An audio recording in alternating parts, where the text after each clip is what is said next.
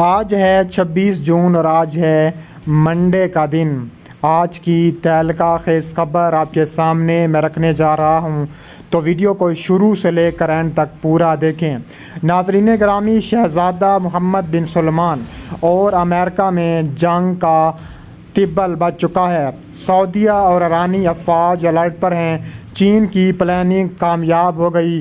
امریکہ اسرائیل کی چیخیں آسمانوں تک پہنچنے لگی ہیں۔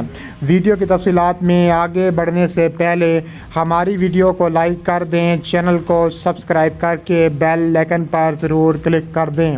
ناظرین گرامی، ڈونلڈ ٹرمپ کے جانے کے بعد محمد بن سلمان نے امریکہ اور محمد بن سلمان کے رشتے انتہائی کشیدہ دکھائی دیتے ہیں۔ جب سے محمد بن سلمان کی بحری جہاز پر حملہ ہوا تھا 2021 میں اور امریکہ اس پر کچھ نہیں کر پایا تھا، اس کے بعد سعودی عرب اور امریکہ کے رشتے انتہائی خراب ہو گئے تھے، اور وقت اس نہج پر پہنچ چکا ہے کہ سعودی عرب اور چین کے رشتے مضبوط ہوتے دکھائی دے رہے ہیں، اور سعودی عرب اور ایرانی افواج ایک ساتھ فوجی مشقیں کرنے کو بھی تیار ہو چکے ہیں۔ تفصیلات کے مطابق دنیا کا سب سے بڑا تیل پیدا کرنے والا ملک سعودی عرب اور سب سے زیادہ توانائی کا استعمال کرنے والا ملک چین کے درمیان تعلقات کی بنیاد اب تو تیل رہی ہے، لیکن اب ان دونوں ملکوں کے تعلقات کی تصویر بدل رہی ہے۔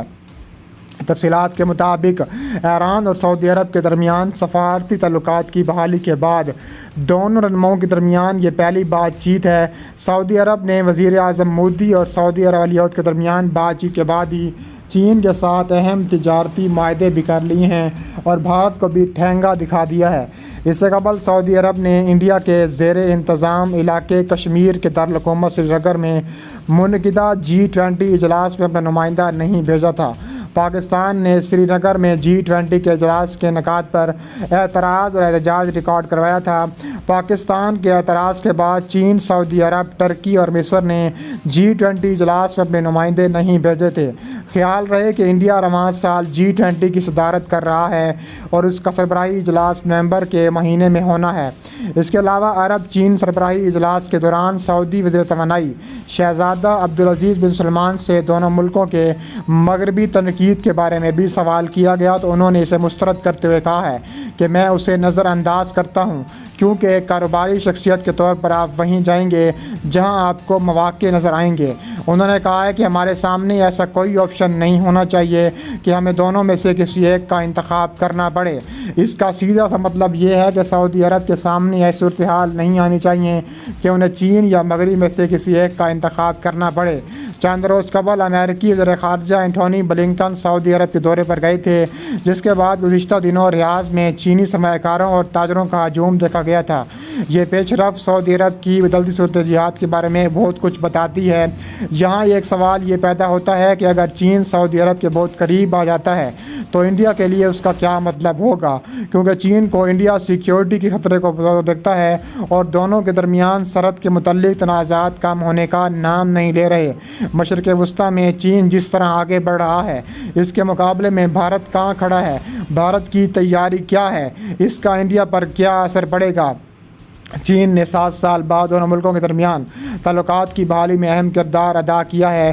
یہ معاہدہ چین کے اعلیٰ سفارتکار وانگ ہی کی ثالثی میں ہوا ہے۔ سن 2016 میں سعودی عرب میں ایک شیعہ عالم کو پھانسی دیے جانے کے بعد ایرانی مظاہرین تہران میں واقع سعودی افسرخانے میں داخل ہو گئے تھے۔ اس کے بعد اب کہا جا رہا ہے کہ سعودی عرب اور ایران دونوں ممالک بات چیت کرنا چاہتے تھے، لیکن ادوار چین نے ہٹا دیا۔ اس کے بعد دسمبر 2022 میں چینی صدر شی جن پنگ نے سعودی عرب کا دورہ کیا۔ اس دوران انہوں نے مطالبہ کیا کہ دونوں ممالک کے درمیان تیل کی تجارت چینی کرنسی یوان میں کی جائے، جبکہ دنیا میں تیل کی سب سے زیادہ درآمدات ڈالر میں کی جاتی ہیں۔ یہ ایک ایسا مطالبہ تھا جس کا دائرہ اثر ڈالر کی طرف بڑھتا۔ ولی عہد محمد بن سلمان کے اقتدار سنبھالنے کے بعد سے سعودی عرب پر مبنی اپنی معیشت کو مزید متنوع بنانے کی کوشش کر رہا ہے۔ اس کے علاوہ سعودی عرب کی تیل پر مبنی معیشت آنے والے وقت میں بتدریج کمزور ہوتی جائے گی۔ اس کے مد نظر یہ تیاری کی جا رہی ہے کہ پچھلے کئی سالوں میں سعودی عرب نے پیٹرو کیمیکل کے شعبے کو بہت فروغ دیا ہے اور یہ شعبہ تیل اور گیس پر منحصر ہے۔ خارجہ امور کے ماہر قمر آغا عرب چین بزنس کانفرنس میں طے پانے والے نئے معاہدے کو سعودی عرب کی خارجہ پالیسی میں ایک بڑی تبدیلی سمجھتے ہیں۔ چین اور سعودی عرب جیسے ممالک تک امریکی پیٹرول پر انحصار کرتی ہے۔